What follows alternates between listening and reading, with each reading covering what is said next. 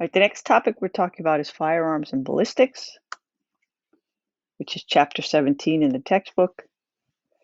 Firearms identification in forensics. So there's a few things they can do. They can identify the presence of a serial number that's been filed off of a gun, and when they're trying to link it to either another crime or to link it to a specific owner. They can test for and identify the presence of gunpowder residue. They can identify the type of weapon, so handgun, rifle, caliber of the particular gun. And then they also can match a bullet to a specific gun. Okay, so they can do bullet comparison. Okay, and the fancy picture there is a gun being fired. And what you see here is you see the gunpowder explosion, you see the bullet being expelled from the gun, and then you see a lot of gunpowder in this area. Okay, all right, next. So matching bullets to guns. So you can, as I mentioned before, match a specific bullet to a gun. And the general idea is that these barrels, and I'll talk about them a little bit more in detail, but essentially what happens is the barrels have these grooves and these lands. So they have the lower areas and the raised areas, okay? So when the bullet travels down the barrel, these grooves and lands get impressed into the bullet's surface, okay? So that makes it possible for them to link the bullet to the gun. Okay. So in terms of firearms, there's two main categories of guns. There's long guns and then there's handguns. Long guns we refer to as shoulder arms.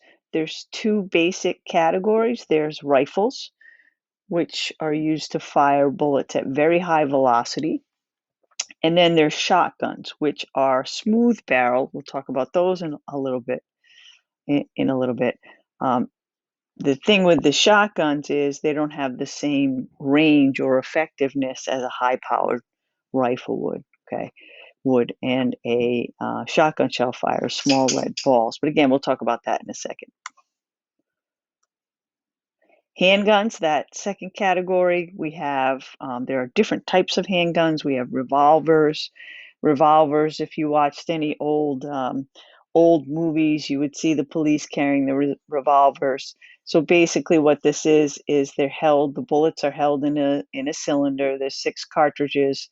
Okay, so as the gun is fired, a bullet goes into the chamber, the gun gets fired, then another bullet goes in, okay, and the casing gets expelled. But all of the bullets are kept in that revolving cylinder there.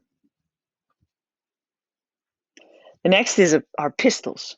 Pistols are have a cartridge or have cartridges that are held as they're actually part of the chamber of the gun. So the cartridge here is what holds the bullet. This cartridge gets put into the handgun itself. Okay, so as the bullets are fired, the cartridge moves up, the bullet gets ejected, and then the next cartridge. So we would call that an automatic, or in this case, it's really a semi-automatic weapon. Semi-automatic, so two types of pistols. You have automatic and you have semi-automatic. Semi-automatics hold up to 10 cartridges in what's called a magazine, and that's actually what we would call this here. So the magazine is what is holding those bullets in the cartridges.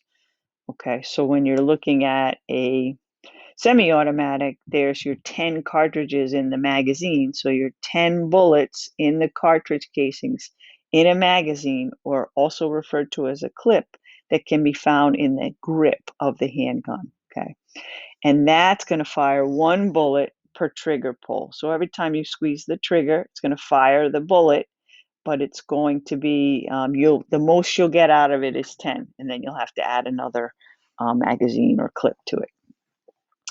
The fully automatic, they fire repeatedly, and they keep firing until they empty all of the cartridges out. Okay, and same idea. You hold the trigger, and the next cartridge goes in, the bullet gets fired, and it repeats, okay, until you run out of bullets or casings as well.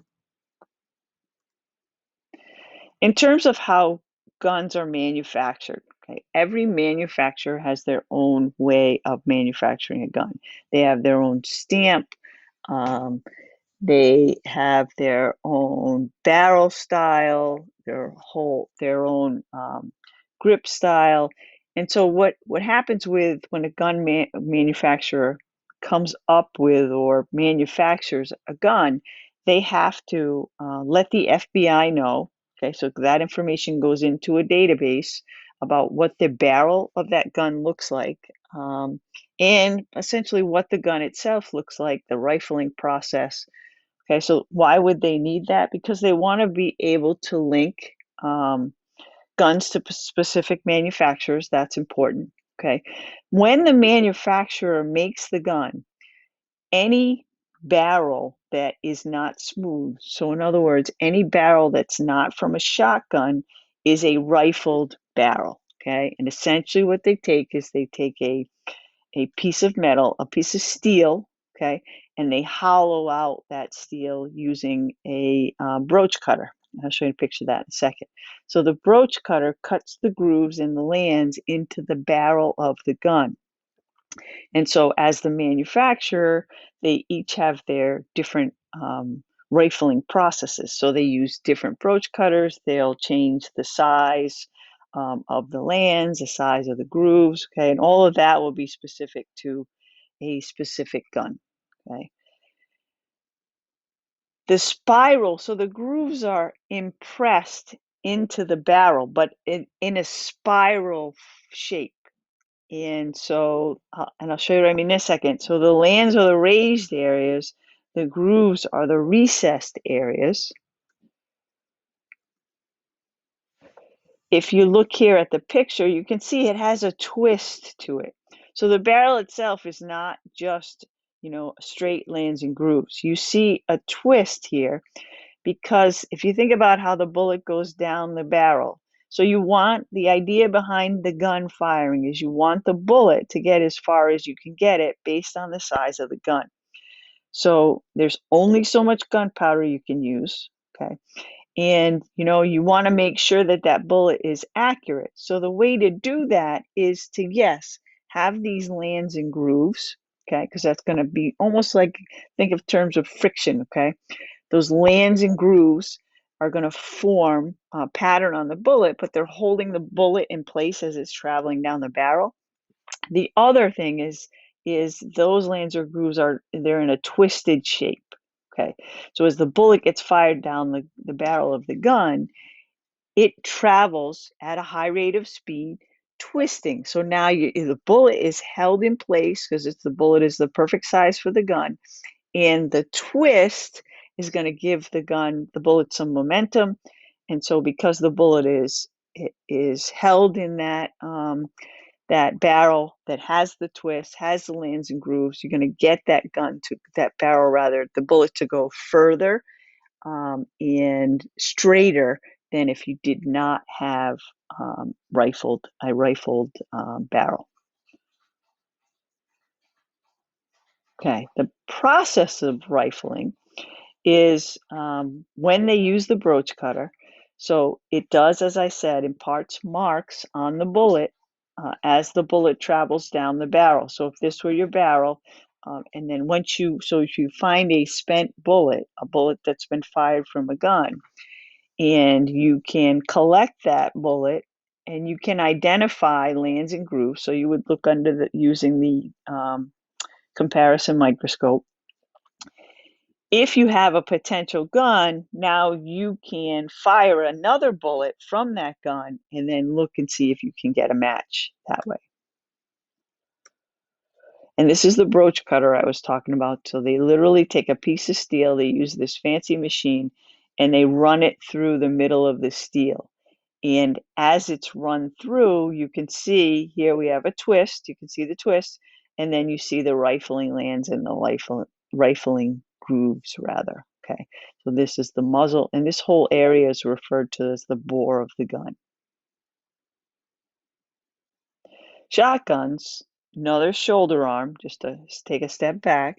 Shotguns are smooth barreled, so there's no rifling involved. Smooth barreled guns have limited range and limited effectiveness, but in those guns, you do not use bullets. They use what's called shot or pellets.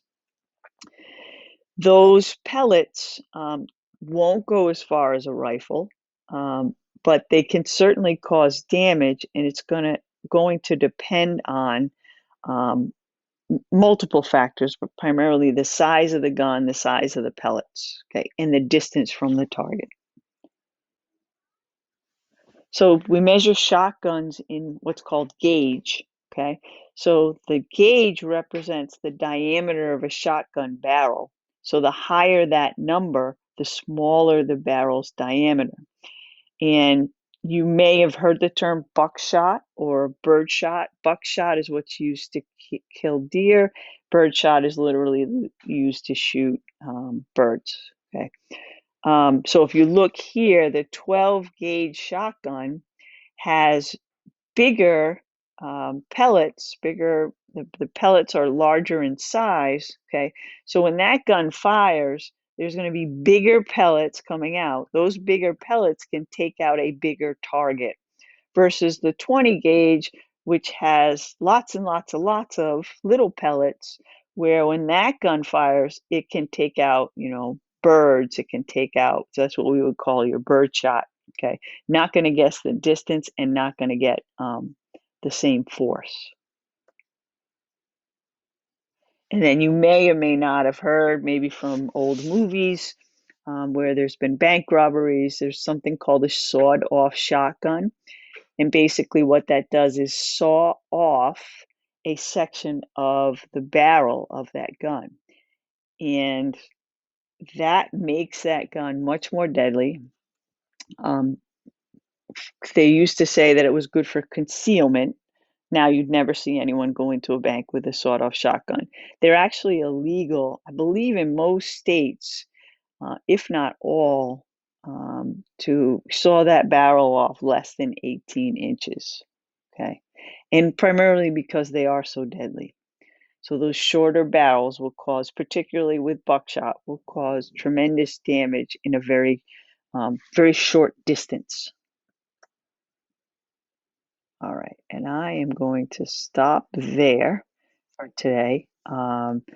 We'll assign you some questions from the book and from the notes, and then we'll pick up from there in a couple of days.